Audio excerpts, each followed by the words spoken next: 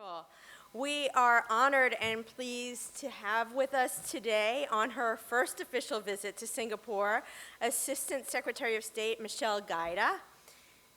She took the helm of the Bureau of Public Affairs just 4.5 months ago, so we're especially grateful that she put the East-West Center's International Media Conference at the top of her Asian agenda. Very exciting. The Assistant Secretary came to the State Department with experience in both private and the political sector. Most recently, she worked in global corporate communications for Weber Shandwick. Before that, she worked on former Speaker of the House Newt Gingrich's communications team and was with him through the presidential election. So she knows how to get by on no sleep, which is always good when you're traveling here from the US. She has a master's degree from George Washington University in my hometown of Washington, D.C., and she's got an undergraduate degree from UCLA, where she was captain of the elite gymnastics team.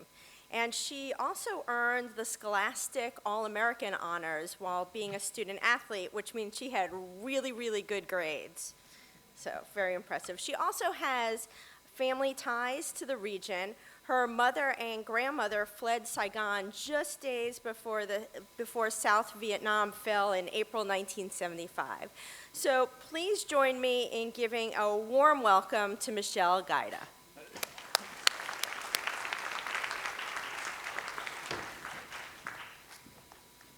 Thank you, Donna. Good morning, everyone. I am going to run through 17 PowerPoint slides very quickly to talk a little bit about the United States and how we are navigating the change in the communications landscape, how we're focused on getting accurate information out there about our values, about our policy, and then empowering individuals across the world to do the same in their countries. PowerPoint, please. Oh, there it is. I'm sorry, I was looking at the wrong screen. All right, so I'll start with some first principles.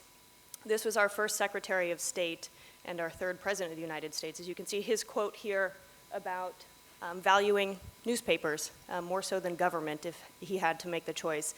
And I think there that really speaks to the value with which we place freedom of the press and freedom of speech.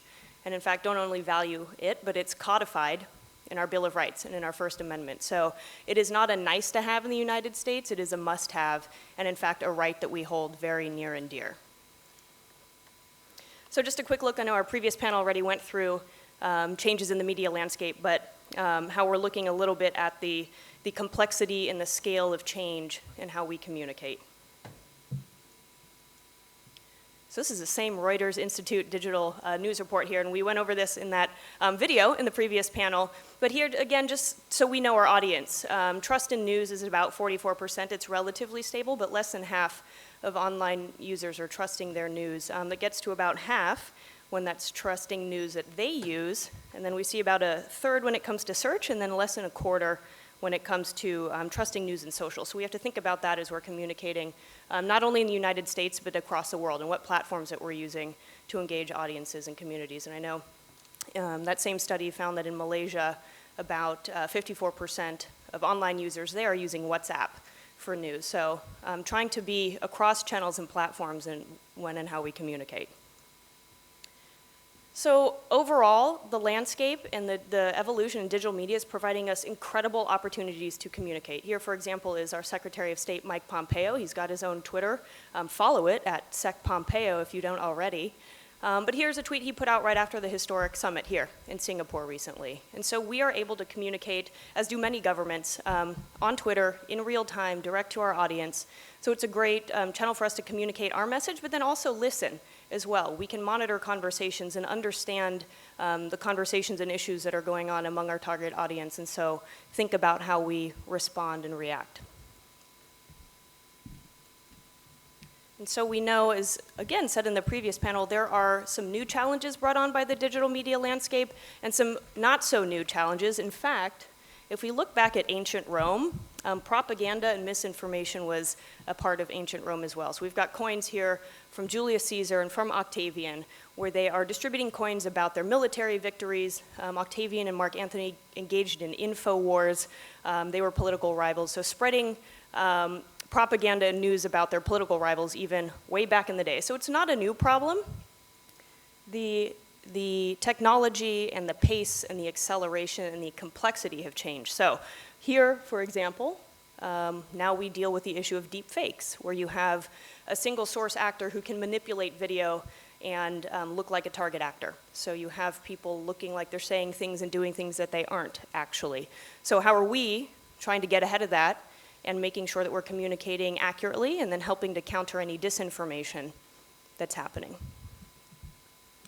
And again, given all of this change in the landscape, what we try to do is focus on our mission. And President Trump put that very powerfully when he was here in the region in Da Nang last November, where he says, if we seize the opportunities before us and ground our partnerships firmly in the interests of our own people, then together we will achieve everything we dream for our nations and for our children. And so when we think about our shared interests, freedom of expression, open and free press, democracy, how are we working together? How are we working in the United States and then together with our partners across the world to achieve those together? So at the State Department, I'll go through this quickly, we have a really robust public affairs operation, and one I'm very proud to lead. So on social media, we're on basically every channel all across the world. We have upwards of 2,000 social media channels. We reach 75 million people. We are in language. Our embassies and our ambassadors are communicating across channels, having conversations, doing live video, and talking about our culture, talking about our policies and how we're working together with communities in different countries across the world. We also engage the media 24 hours a day, 7 days a week. So here's our spokesperson, Heather Nauert. We have regular department press briefings. We invite media from all across the world into the State Department where they work and attend the press briefings. We invite more voices. We welcome more voices, not less, and we answer their questions live. It is live streamed, and we're incredibly transparent and want to invite more press into these engagements. We also have foreign press centers in New York and in DC. In fact, at the National Press Club where Donna used to be the president, we have 2,500 reporters, foreign reporters, registered with our press center. So we invite them to New York, to DC. We host them so they have access to our leaders, our ambassadors, our assistant secretaries, to not only the State Department, but from across the interagencies, so from the Treasury, from the National Security Council. And we host briefings, we bring them in for roundtables. We will develop reporting tours, so we take reporters from across countries to have a look at local elections somewhere in the United States, to travel to a military base to understand how the military operates, so that we're being curating experiences for them where they can get a look into how the media operates, how we're transparent, how our government operates, and report that back home. We've done, in fact, more than 50 international reporting tours since January 2017 in this administration. And we recently had a media literacy and press freedom in the 21st century tour where we brought journalists from across 17 countries to come together and have a conversation similar to this one about how we work together to overcome challenges that the new media environment presents. We also have regional media hubs all across the world. We have one here in Manila, and Mary Beth Pauley, who's here somewhere, is our media hub director. It opened last fall. And we're also in London, we're in Brussels, we're in Dubai, we're in Johannesburg, we're in Miami. And there we focus on engaging media from across the regions. We have foreign language spokespeople to communicate in language real time. They're on social media, they host briefings, hub calls, so we'll bring together, if we have an ambassador touring the region or an assistant secretary in the region or somebody else from another department within our government, we bring them to the media hub. We have them in for a conversation with reporters on background, on record, so that they can talk about and give information to reporters in the region about the United States and what we're doing. And in addition to helping promote accurate information, we're also focused on countering disinformation. So the Global Engagement Center, or what we call the GEC, is in charge of coordinating the whole of government effort, because it's not just a State Department focus, it's across government. And so we help to coordinate and identify, expose, educate, counter misinformation and disinformation where it's happening. In February of 2018, we announced the Information Access Fund.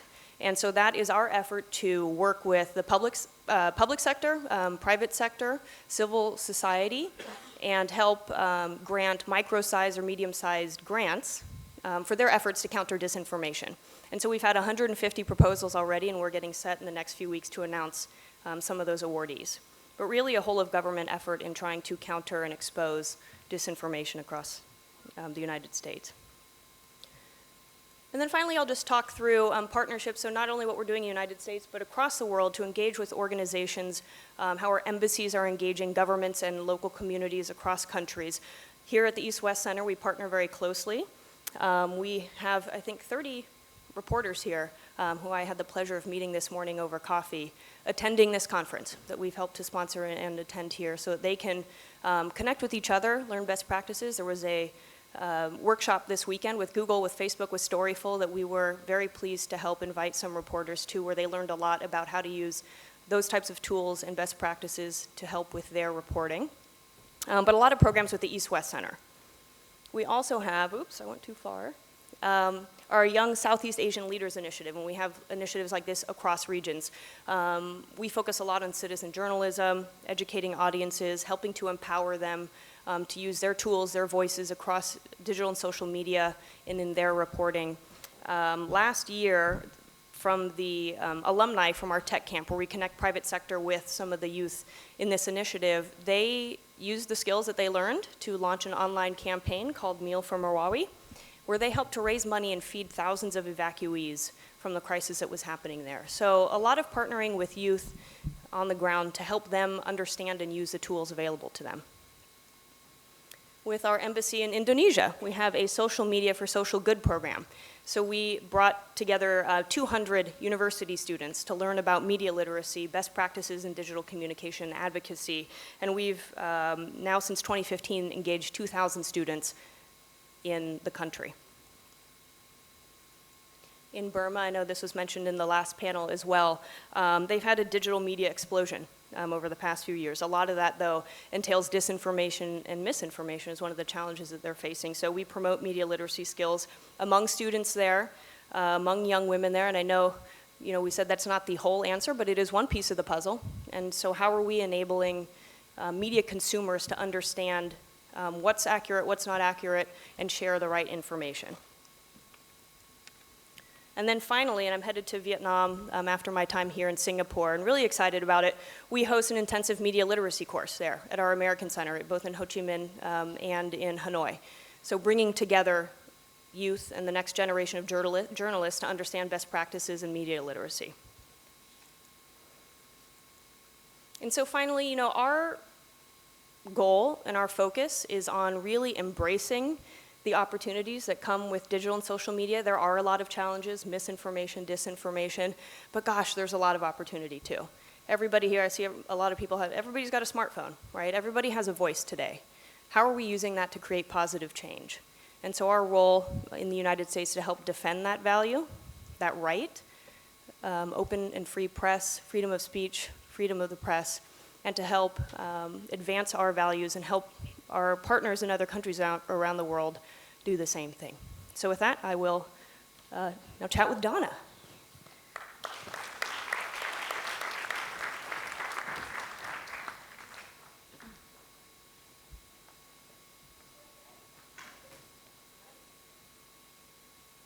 Okay, thank you very much for that. That was really interesting. So we know that the U.S. has had a big role in this region on especially promoting freedom of the press and, our core values in the U.S. But last year, all 10 members of the Association of Southeast Asian Nations ranked in the bottom third of the Reporters Without Borders World Press Freedom Index of 180 countries. So what do you see as the most pressing issues for journalism in the region? And what can journalists here do to push their governments forward on issues of press freedom? We have conversations every day, our diplomats across the world, our ambassadors across the world, and particularly in this region, with our, the host governments to talk about the importance of an open and free press. We have been, at least from Washington, and our spokespeople have been clear in calling for the fair treatment of journalists in Malaysia, in Burma, in Cambodia, where we see it. So we hope to be a strong and powerful voice in doing that from the podium and then also from the government-to-government interaction. So I think there, conferences like this, partnerships like this, where we can bring journalists together and trade best practices and empower each other and share information. And we have tech platforms here. So how are we all working together in the public sector, in the private sector, through the media to help advance those values? It's really a whole of government and partnership effort. So there are some inherent contradictions, and I think with President Trump, we have him calling the media enemy of the people. He often denounces coverage he doesn't like as fake news, and which is not the message that you are bringing here. It contradicts it, it undermines the media. And it's a tactic that has been used in this region, I think, to squelch the press. So how does the State Department continue bringing its message when the president is setting a bit of a poor example? One of the great things and most powerful things about the United States is that we can have this debate. And the president has been very clear in calling out unfair or inaccurate news where he sees it, as is his right to do, as is the right of every single United States citizen. So it's a debate that we can have. It's out in the public, and now it's up to the American people to decide. It's for the news to now report on. And it's out there, and we're having a conversation about it and a healthy dialogue about it. At the end of the day, White House press briefings still go on. The Department of State still has press briefings. We talk to the press 24 hours a day, 7 days a week, like I said. We hold press conferences. We're on social media. Journalists still have access to the United States government, and we don't inhibit them in any way. So it's up to the American people to decide, but it's a debate and a healthy debate that we're having. The American people is my customer. It's a customer of the United States. It's a customer of news outlets in the United States, too. As long as the power lies with them to decide, as we have this debate, then we'll end up in good shape. Okay, so, it does have reverberations around the world. I mean, recently Malaysia, for example, passed a law banning fake news, banning disinformation with criminal penalties. And of course, the new prime minister says he's going to revoke that. But during the time it was in place, it was used to squelch opposition coverage. When you have the government in the United States kind of allow or putting out this behavior, acting in this way, doesn't it seem that it empowers other leaders to act in the same way and squelch press freedom? We were very clear in calling out for freedom of the press in Malaysia, and I was talking to one of the reporters from Malaysia earlier about the dynamics that are happening there. Again, our laws, we don't have laws that regulate fake news. Our laws uphold and defend freedom of the press and freedom of speech. So if you're looking at it from what we value and how we codify that, our laws protect speech and they protect press. We're not regulating fake news. And so, again, it's a debate that we're having. It's a conversation. We're allowed to have that conversation. It's a great conversation. It's healthy, and I think will get us to a solution much faster. But we've been clear in calling out and speaking to other governments in order to help uphold the same thing in their country. So what do you think reporters here can do to counteract moves like that? Like what Malaysia did?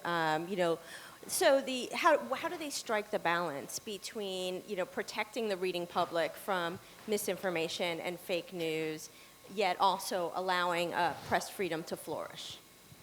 In our last panel, I think Alan, talked a lot about reputation. So it's about building credibility. It's about getting out there with accurate information. I know there's a lot of tools that we're talking about here to help empower journalists to do that. So I think it's about developing a good product, developing good information, finding creative and innovative ways and channels to get that out there to people. But again, working together to figure out solutions together. All right, so let's open it up to the audience. There are four microphones on both sides, so if you can line up there. Again, we're going to ask for questions to be as brief as possible since we are really tight on time, and we want to get in as many questions as possible. Okay, go ahead. Me? Yep, you Okay. in the Hi, good morning. I'm Ariel Sabelino from the Philippine Press Institute. It's a national association of newspapers in the Philippines. My question is, what do you do when people themselves in the government are purveyors of fake news or disinformation? What do I do, or what should one do? What you should do or what the government do, those kinds, and people in the government like you, you know, promoting or just making it stay that way. As I said, it's about empowering individuals, media consumers, citizens, et cetera, to make that decision, to have the power to call that out. We as a government aren't going to solve it. We know that. We can do our best to defend and advance certain values. As in that Reuters Institute study, most people don't think the government is going to be the solution. The evolution that's happening in digital and social media came from the private sector, it came from civil society, it came from innovation, it came from creativity. That's where the solutions are going to come from too. So how are we at the State Department creating an environment to help that thrive and flourish so that people and individuals themselves, journalists, media consumers themselves are coming up with the solutions to this problem? Okay. Over on the right? I'm sorry, the left, hi. that's you. How important is it for politicians to not slander media houses by calling them fake news so that people are not encouraged to lose faith in media houses without reason? And on the corollary, is there a need for an institutional mechanism to hold governments accountable if they are caught peddling disinformation and misinformation themselves? You said it's up to the American people to decide. One of the biggest sources of information is naturally the American government. So when the government is peddling misinformation and disinformation, should there be an institutional mechanism to hold them accountable for that? So the American people are the mechanism to hold us accountable. They are our customer. They're the ones at the end of the day who, because they have free speech, can voice their opinion. They can also go vote. They are also the customers of the news media. So it's out there for them to decide. I would also add that the American press holds the government accountable to the extent that we can.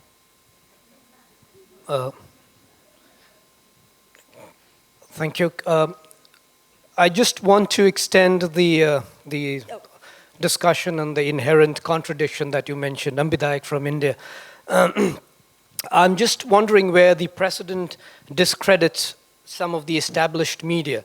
And I'm just wondering, when we talk about, in the panel before this, we talked about media literacy training. How do you actually do the media literacy training where you have these contradictions, where you have the president discrediting some of the established media? And you've said, well, it's a healthy debate, but then in that debate, I'm just wondering, how do you do the media literacy training in terms of, doesn't it create a kind of a confusion in the readership, the viewership, and the public as such? So I'm just wondering how would that happen, and if the government was to take this thing forward. Thank you. So what was the exact question?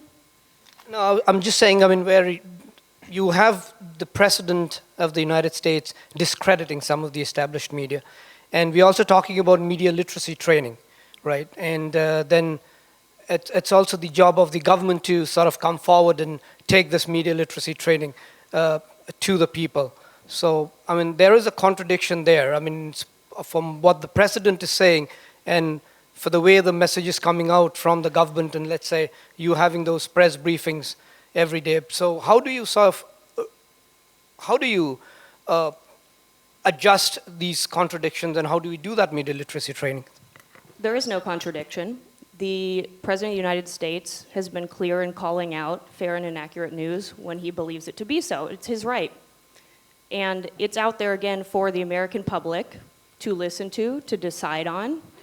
They also have access to news that they can listen to, that they can decide on. We have a fair and open market of information, if you will. So there's a conversation that's happening, but at the end of the day, it's the American media consumer, it's the American citizen that has access to information coming from the government and coming from the news, coming from their friends on social media. They, at the end of the day, are the ones making an informed decision. Of course, though, we have often referred to the presidential power of speech as the bully pulpit.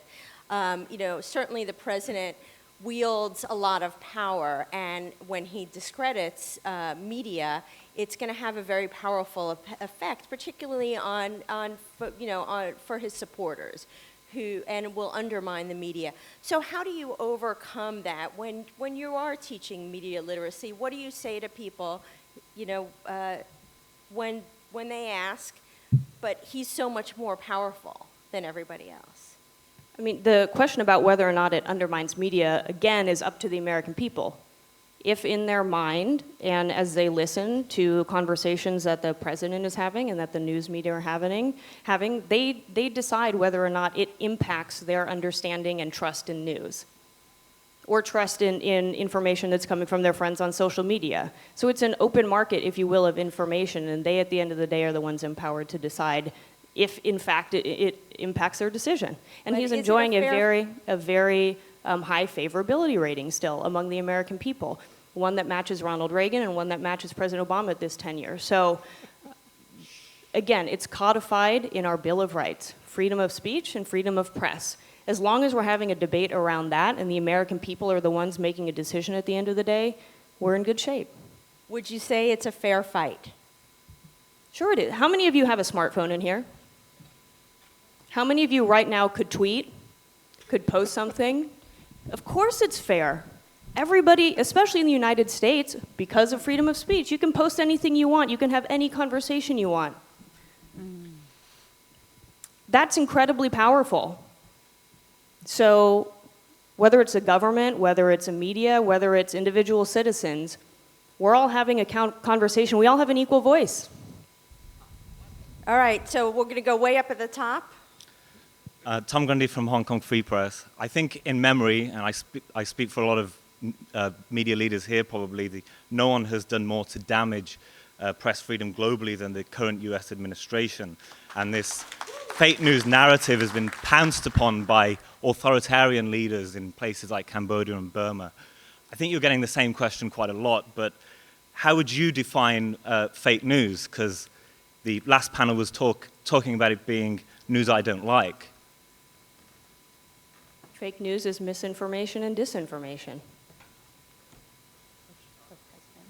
You talk about that being a healthy and dialogue and debate in the US, but it seems that a lot of fake news is simply factual news or news that Donald Trump doesn't like. I'll say this again. I keep getting the same question. The president has been clear in calling out fair and accurate information where he believes it to be so. It is up to the American people then to have a conversation about it. It is up to the news media to have a conversation about it, and they are. Look at the conversation we're having now. But there's no limit on it. The Bill of Rights, our laws protecting freedom of the press and free speech, codify and protect our ability to have that conversation. It's not a healthy debate, Okay, though. It's a damaging debate. I'm going to let someone else go. Jocelyn? Thank you. I'm Jocelyn Ford. I'm a Beijing-based journalist, and I have a little bit of a different question for you. Thank you. Okay. Yeah. So China offers a different model. It believes in guiding public policy. It does not believe in dissent. It believes in controlling dissent. It believes in censorship, and it is increasingly active internationally in promoting its policies to other countries and offering these sort of cyber tools in order to do this. And I'm wondering, is the US policy adjusted to account for this? Is this a concern? In addition to the sorts of programs you've mentioned, are there additional trainings as China might be training other governments that it offers help to in its approaches to media controls?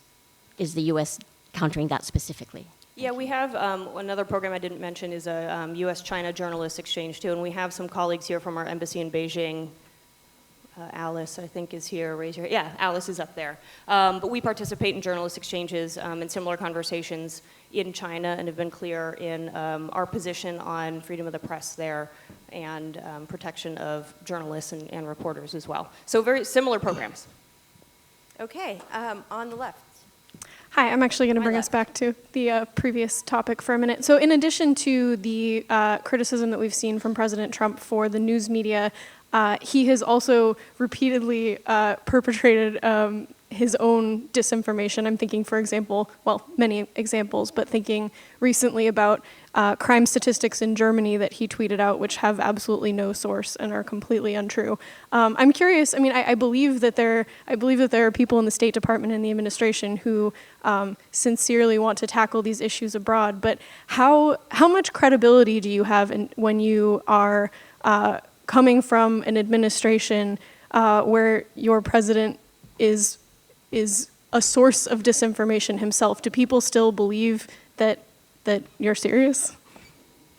Well, I don't agree with your assertion, but as I mentioned earlier, we engage with and invite the press into the State Department every day. They sit and they work in the second floor of the State Department. So we are having a constant conversation. Again, we bring them into the press briefing room. We bring them into the Foreign Press Center in New York, in DC, into our media hubs across the world. So we're having a constant conversation and dialogue with press. We give them access to our assistant secretaries, to our undersecretaries, to our ambassadors, so they can have fair and transparent and open conversations. So our credibility issue and our transparency, I think, speaks to the degree with which we value our relationship with the press. Okay, thank you. In the middle. I just want to clarify, because you keep saying, we're having this healthy debate and people are empowered to make the decision about whether or not they believe media is true. I just want to make sure and clarify, you are saying that it's okay that President Trump debates facts and introduces alternative narratives and realities into the dialogue. That's part of the debate we're having, and you're okay with that. That's what you're saying. No, ma'am.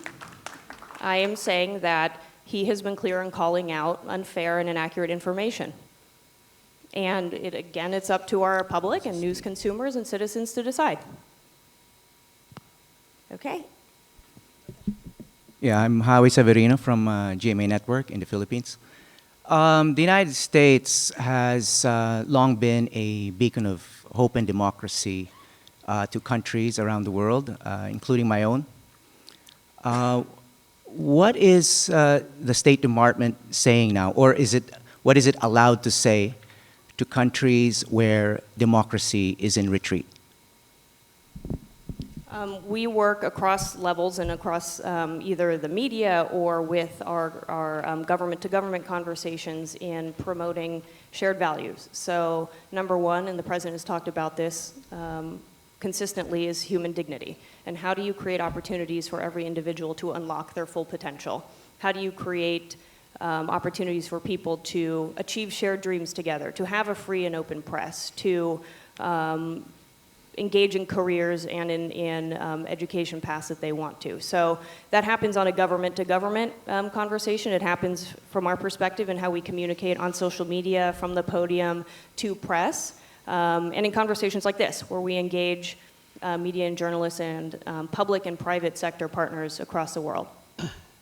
Okay, so we have 2 more minutes, so we're going to take 2 more questions, and we're going to start way up at the top.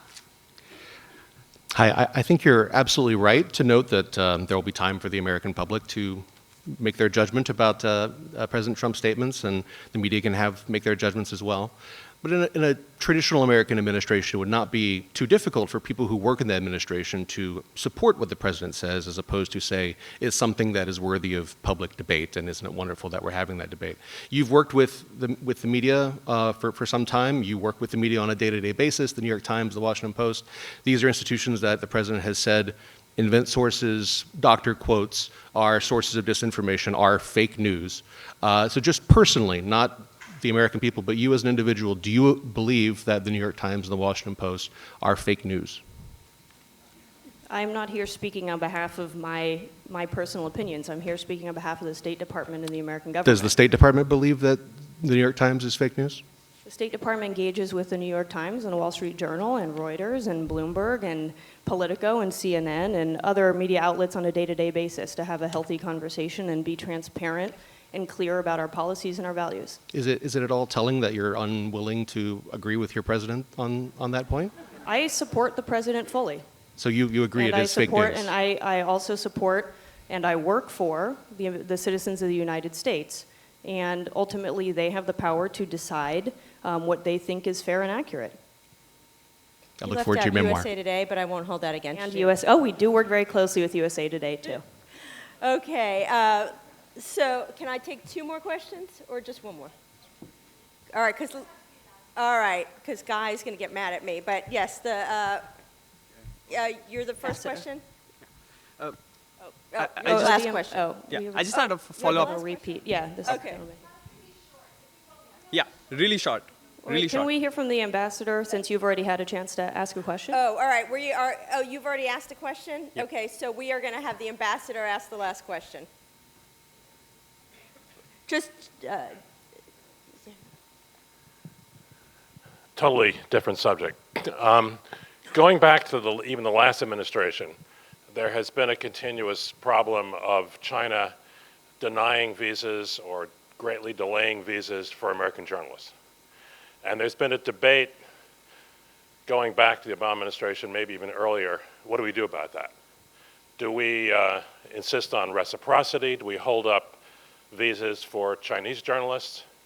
Or does that go against our values? How is that issue being dealt with, and what's the current state of policy today? That's a great question. I'm not sure of the latest policy, and maybe our colleague Walter Douglas here, who works in our EAP bureau, has better insight into that. I do know, look, we engage with our counterparts in the Chinese government and then across Southeast Asia to call for an open and free press and to we engage with Chinese media and other media in the United States as well, right, as part of our Foreign Press Center and reporters from across the region. So we make sure that we're having and providing access to reporters from all across the world, to our leaders, to our policy, to our information. But I don't know about the latest on that specific policy issue. okay. All right. Well, thank you all very much for Thank your you. time and your excellent questions. Appreciate it.